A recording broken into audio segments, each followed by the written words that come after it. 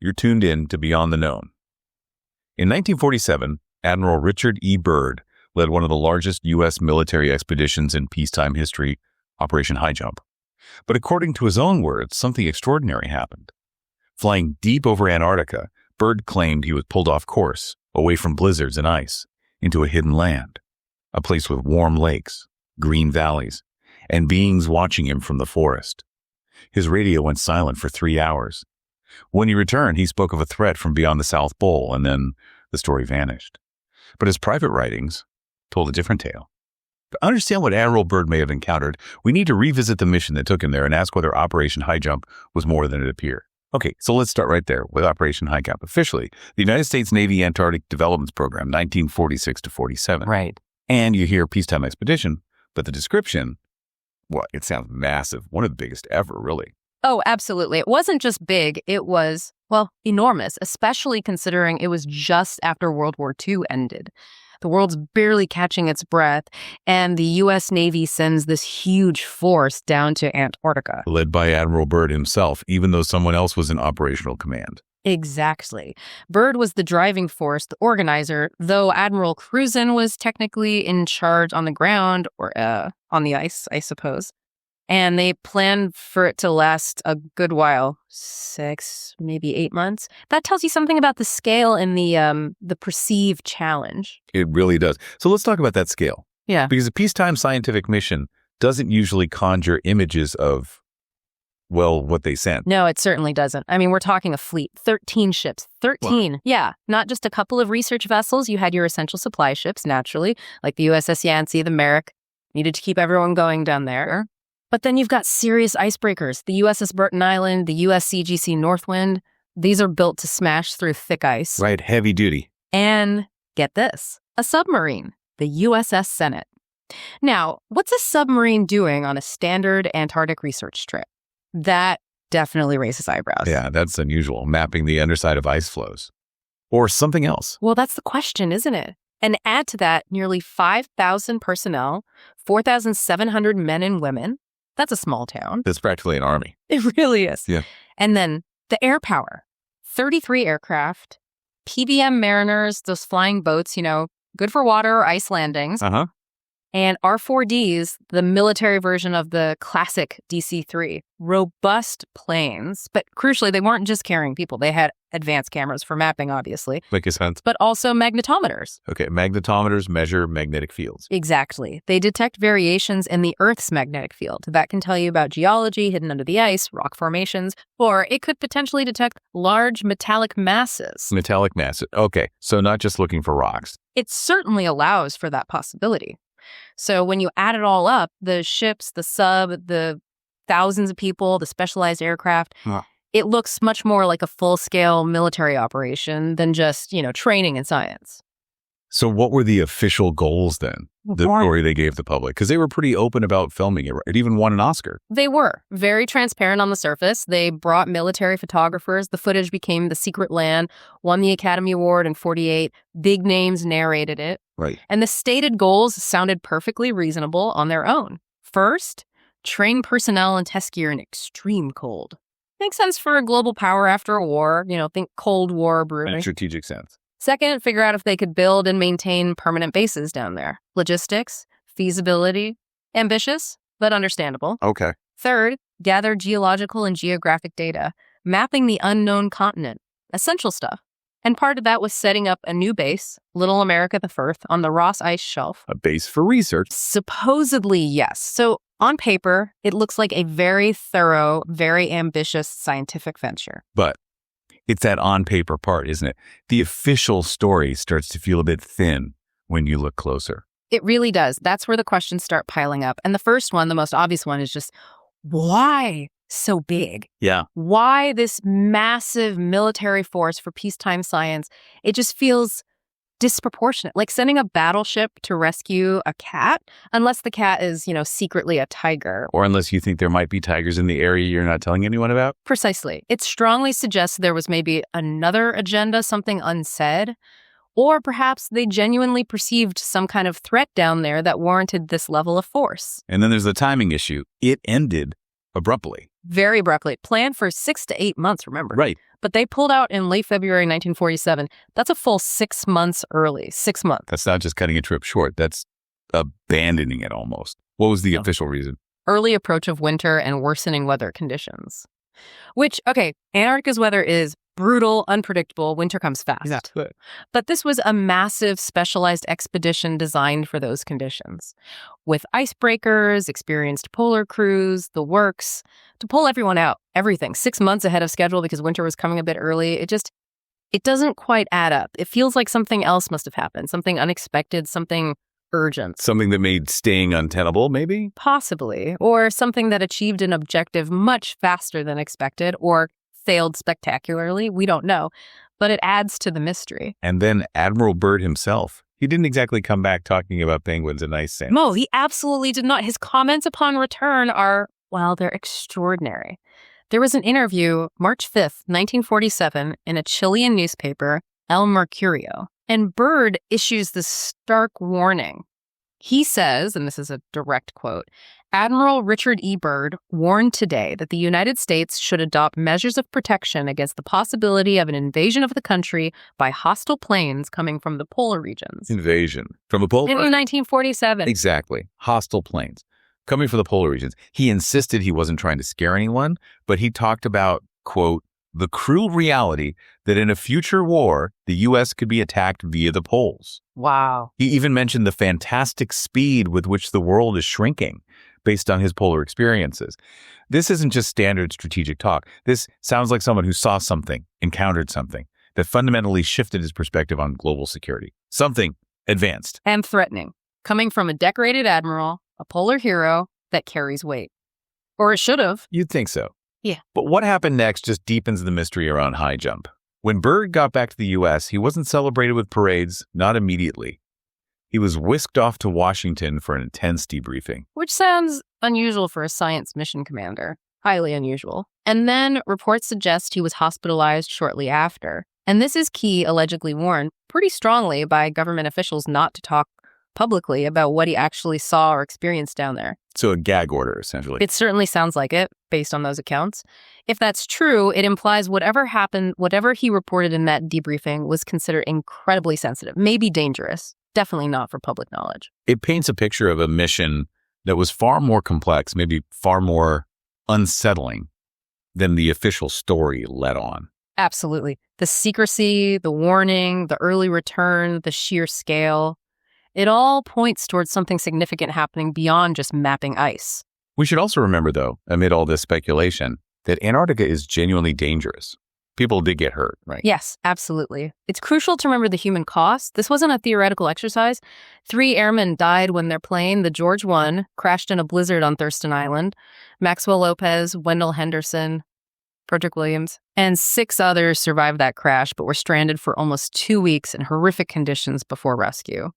And another seaman, Vance Woodall, died in an accident while unloading supplies on the ice shelf. So real lives, real dangers, regardless of any other mysteries. Exactly. It underscores the inherent perils of operating in that environment. These tragedies happened, and they're part of the Highjump story, too. Okay, so Operation Highjump itself is shrouded in questions. Yeah. But beyond Byrd's specific account, Antarctica itself, it's a continent of secrets, isn't it? Yeah. Things buried under the ice that are just mind-boggling, even according to mainstream science. Oh, completely. Byrd's story, whatever its nature, is just one thread. The continent itself is the real repository of mysteries. And these aren't just fringe theories. These are scientifically verified phenomena that still challenge our understanding. It's definitely not just a flat sheet of ice. Right. You hear Antarctica and picture flat white emptiness, but that's not the reality beneath the surface. Not at all. Take Lakevostok. Just the scale of it is hard to grasp. It's a lake roughly the size of Lake Ontario, buried under 4 kilometers, about 2.5 miles, of solid ice.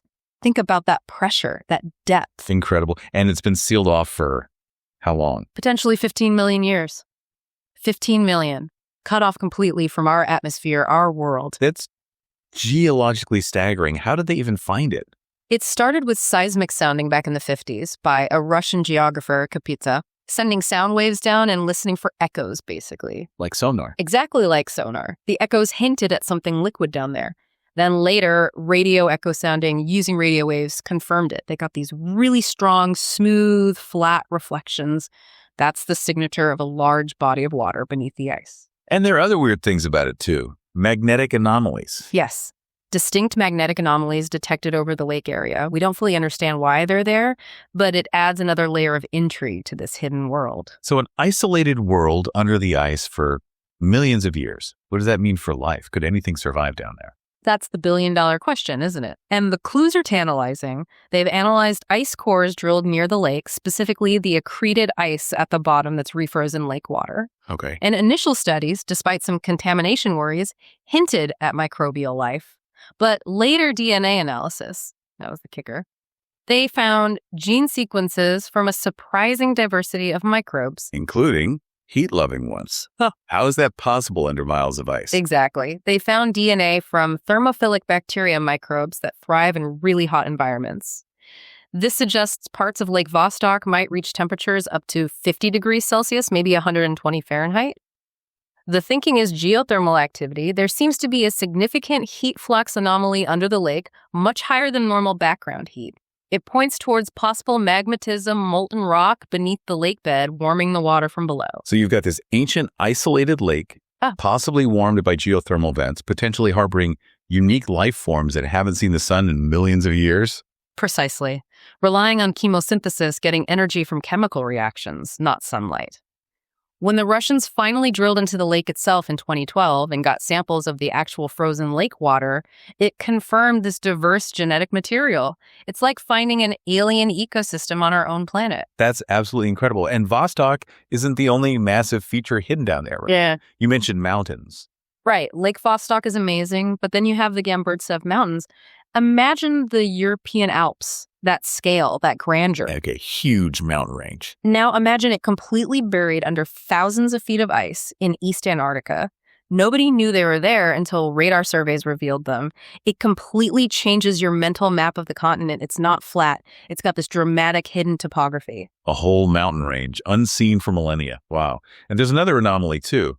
Something about gravity. Yes, the Wilkes Land anomaly, also in East Antarctica. It's this huge area, about 150 miles across, where gravity is noticeably stronger than it should be. They call it a mass concentration. Stronger gravity, like there's something really dense buried there. That's the idea.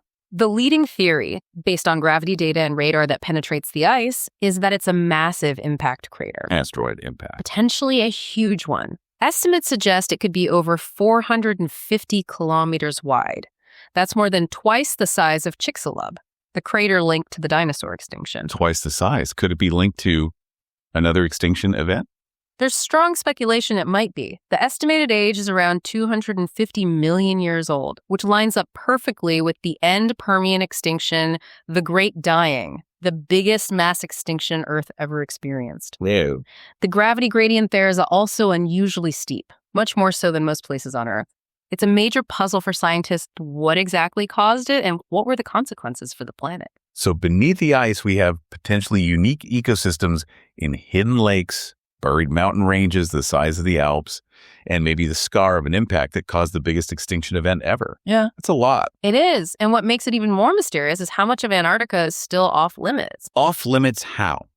Physically difficult or legally? Both, really. The conditions are obviously extreme. But there's also the Antarctic Treaty System, established back in 1959. Right, the international agreement. Exactly. It designates the entire continent for peace and science only, strictly prohibits any military activity bases, weapons tests, maneuvers, all forbidden. Okay. And enforcing that, you have things like the Antarctic Conservation Act in the U.S., which requires strict permits for almost anything you want to do there. Break the rules, and you face huge fines, even prison time. So access is tightly controlled, even for science. Very tightly controlled. Tourism exists, but it's managed under strict guidelines too. So vast areas remain effectively inaccessible, not just because of the ice, but because of this international legal framework. It preserves the continent, but it also keeps its secrets locked away. Which, of course, feeds into the more speculative ideas about what might be hidden there. Yeah. The theories that go beyond established science. Precisely. When you have a place so vast, so remote, so restricted, and already known to hold incredible natural anomalies, It becomes fertile ground for theories that push the boundaries. Ideas that mainstream science might not touch, but which certainly capture the imagination. Like the hollowearth theory. That one seems deeply connected to the Byrd story, or at least the unofficial version of it. It is, very much so. The hollow Earth idea itself, that the Earth isn't solid but has this vast interior space, maybe even an inner world accessible via the poles, it's an old concept. But Byrd's alleged secret diary, that really anchors it to Antarctica for many people. The unauthenticated one. Right, the one considered likely fictional. But in that narrative, Byrd doesn't just fly over ice. He finds an entrance, flies into the Earth. And finds what? Green valleys? Green valleys, warm lakes, even a shimmering city pulsating with rainbow hues, supposedly inhabited by advanced beings. It's pure science fiction territory compared to the official records. But what's fascinating is how that idea, maybe not the diary itself, but the concept of inner worlds or polar openings, it echoes in myths from all over the world, doesn't it? It really does. You find these recurring themes in ancient legends, Chinese, Egyptian, Hindu traditions, Eskimo and Inuit stories, Native American myths. They all have tales of ancestors emerging from subterranean realms or legendary lands beyond the poles, often described as warm or paradise-like. Even writers like Edgar Allan Poe pick up on it. Absolutely. Poe's narrative of Arthur Gordon Pym taps into those earlier polar theories, imagining explorers finding a warm, open polar sea and then plunging into some kind of gateway to an inner world. It speaks to this persistent human fascination with what lies beneath or beyond the known map. Then there are the pyramids, satellite images showing these weirdly symmetrical mountain peaks in Antarctica. Yes, those images definitely sparked a lot of debate. One particular peak especially looks remarkably pyramid-shaped from certain angles. It's a natural formation or something else. Well, that's where the speculation comes in. Some theorists look at that symmetry and wonder if it's too perfect to be natural. They propose maybe ancient forgotten civilizations or even, extraterrestrial influence. Like artificial structures buried under the ice. That's the claim from some corners, that these are actual structures built by someone long ago, occasionally peeking through the ice and snow before being covered again. The visual evidence is certainly provocative. And the theories stretch even further back, connecting Antarctica to Atlantis. Yes, that's another prominent alternative theory. The idea is that maybe Atlantis wasn't in the Atlantic or Mediterranean, but was Antarctica itself back when it was ice-free. A temperate, inhabited continent before the Ice Age. Based on what, mainly? Is there any evidence cited? The most frequently cited piece is the Piri-Reis map. Ah, yes, the 1513 map. Drawn by an Ottoman admiral. The controversial part is that it appears to show the coastline of Antarctica Queen Maud Land, specifically, but without the ice cover. And this was centuries before Antarctica was officially discovered by Europeans in 1820. So how could he have known what the land looked like under the ice? Exactly. Proponents argue it must be based on much older source maps, perhaps from a lost advanced civilization that mapped Antarctica when it was ice-free. Mainstream historians usually suggest it's a clever compilation of known lands and some speculative geography, or maybe a distorted view of South America's coast. But for those who believe in a pre-glacial Antarctic civilization, the Piri-Reis map is often seen as Exhibit A. It's definitely a puzzling map.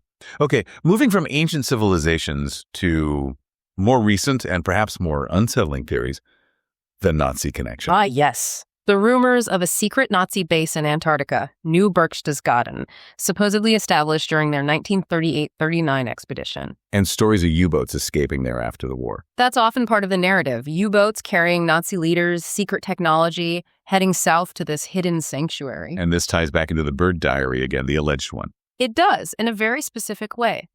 That diary claims Byrd, during his flight again, wrongly placed at the North Pole, but contextually linked to his polar missions, encountered disc-shaped aircraft marked with swastikas. Flying discs. UFOs. Essentially, yes.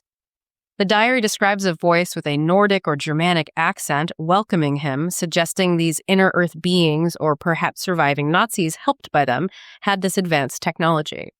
It presents the encounter as a display of superior power, a warning. That's quite a claim. Linking Nazis, UFOs, and a hidden Antarctic domain. It is, and some theorists take it even further. They point to the increase in UFO sightings globally after 1947, including Roswell, which was just months after Highjump ended, Right. and suggest it's all connected, that maybe Byrd's encounter or whatever really happened during Highjump triggered something, that the UFO sightings were a continuation of that warning, a demonstration of power by these forces, whether they're terrestrial, extraterrestrial, or something else based in Antarctica. It weaves together a lot of disparate mysteries into one grand narrative. But, okay, let's take a breath. How much of this holds up when you apply rigorous mainstream scientific and historical methods? What does the established research actually support? Right, and this is where we have to separate the compelling stories from the verifiable facts. The hollow-earth theory, for instance, while captivating, it's just fundamentally incompatible with everything we know about geophysics. Also, Seismic waves from earthquakes travel through a solid Earth. We can map the layers, solid inner core, liquid outer core, mantle, crust, based on how those waves travel. If Earth were hollow, the waves would behave completely differently. They'd echo. okay. Plus, Earth's mass, its gravity, its magnetic field, which is generated by the liquid outer core, all point to a solid, or at least mostly solid, structure. Yeah. Decades of measurements, satellite data, it all confirms a solid Earth. The hollow model just doesn't fit the observations. So seismology basically rules it out. What about the Antarctic pyramids? Just mountains? Overwhelmingly likely, yes. Geologists point to natural erosion processes, especially freeze-thaw weathering. Water gets into cracks, freezes, expands, breaks rock off. Over millions of years, especially with glaciers carving the landscape, you can get these remarkably symmetrical, pyramid-like peaks called horns. Like the Matterhorn in the Alps? Exactly like the Matterhorn. It's a classic example. So the scientific consensus is clear. They're natural mountains that happen to look like pyramids due to erosion, not artificial structures. And Byrd's secret diary, the one with the inner Earth trip. Still unauthenticated. No credible source confirms its existence or attributes it to Byrd. His own grandson, Robert Byrd, who's deeply involved in preserving his legacy in Antarctic work, basically laughs it off. He's quoted as saying something like, "Take this with 5 pounds of salt." 5 pounds. Okay, message received. And that huge factual error placing Byrd at the North Pole in February 47 when he was definitely in Antarctica commanding Highjump, that's a major red flag for authenticity. It reads like later fiction, not a contemporary account. What about the Nazi base theories? Yeah. New Berchtesgaden, the U-boats? Any factual basis there? Again, no credible evidence has ever surfaced. The stories seem to have appeared after the war in various publications with no prior historical record. Thorough research has pretty much debunked the idea. And the U-boat logistics. Could they even reach supposed hidden entrances? Highly improbable. The theories often mention needing to dive very deep, like 500 meters, to access hidden underwater caves. But the common wartime U-boats, like the Type 7, had a maximum operational depth around 220 meters, maybe 280 crush depth. Going to 500 meters would have been suicide. The engineering just doesn't support the claims. Okay, so when you apply scrutiny, a lot of the more sensational theories start to crumble. They do tend to fall apart under scientific and historical examination. That doesn't mean Antarctica isn't still mysterious, right? Even the known facts are pretty wild. Absolutely not. If anything, the reality of Antarctica is often stranger and more fascinating than the fiction. The sheer harshness, the isolation, the fact it's governed by international treaty, not owned by any one nation, it makes it unique. The perfect place to project mysteries onto. Exactly. It's the only continent with no native population. Huge parts are barely explored. Its average altitude is the highest on Earth because of that immense ice sheet. And beneath the ice, as we discussed, you have features like the Denman Gorge plunging 11,000 feet below sea level. It's a continent of profound unknowns, even without adding conspiracies. And the things we do know are still sources of intrigue and, let's be honest, potential conflict, like the resources. Oh, definitely. The potential resources under the ice are staggering. Oil, gas, minerals, fresh water. The estimates for oil in just the Ross Sea region, for example, are enormous, potentially hundreds of billions of barrels. But extraction is banned for now. Yes, the Madrid Protocol to the Antarctic Treaty bans mineral extraction until at least 2048. But countries are playing the long game. You see nations establishing more research bases, investing in icebreakers. It's framed as science, but there's undeniably a geopolitical and strategic dimension. Everyone wants a foothold, positioning themselves for if or when those resources become accessible. So the future holds its own mysteries. And the past, too. The fact that this frozen wasteland was once tropical. That's one of the most mind-bending truths. Finding coal seams, proof of ancient forests just a couple hundred miles from the South Pole. It tells a story of unbelievable climate change, of continents drifting, of Earth transforming in ways that are hard to fully comprehend. From lush forests to the coldest place on Earth. So even if we set aside the hollow earth and secret bases, the genuine scientific mysteries, the subglacial lakes, the buried mountains, the impact craters, the climate history, the future resources are more than enough to keep Antarctica enigmatic. Absolutely. The known truths about Antarctica, the ongoing scientific discoveries, the geopolitical maneuvering, these realities are often far more spectacular, complex, and significant than any fictional narrative. The continent guards genuine wonders and profound questions about our planet's past, present, and future. The exploration has really only just begun. That's it for this journey beyond the known. If the unknown calls to you, don't forget to like, subscribe, and follow. And if you want to dig even deeper, become a member for Vault Access for Secret Passage, where early access to episodes, audiobook underground, and curated wonders await.